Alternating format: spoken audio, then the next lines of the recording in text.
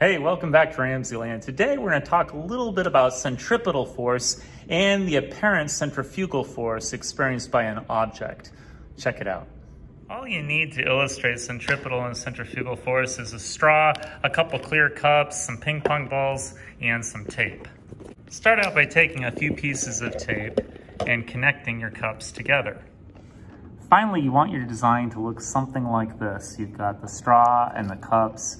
And this is where you can illustrate the difference between centripetal and apparent centrifugal force. So when I spin the cups, notice that the balls go to the outside. When I stop spinning them, they go back together. If I spin it, the balls want to move to the outside. That's apparent centrifugal force. That's from the point of view of the objects that are in rotation. Centripetal force is the force exerted by the straw causing the rotation itself, okay? Centrifugal force is really a fictitious force. It's the reaction of the centripetal force. That's the perspective of the mass that's in rotation. So from the perspective of the ping pong balls, they're reacting to centripetal force by moving to the outside of the cups.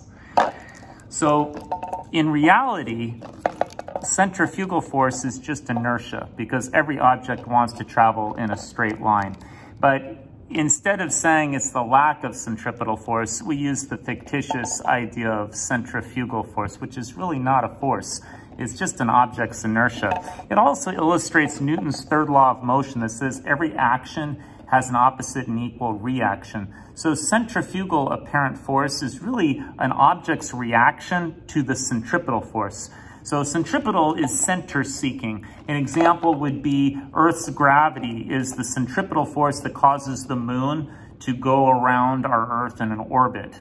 So remember, centripetal force is mass times velocity squared divided by the radius of the rotation. I hope you enjoyed today's edition of RamZland, and I'll see you next time.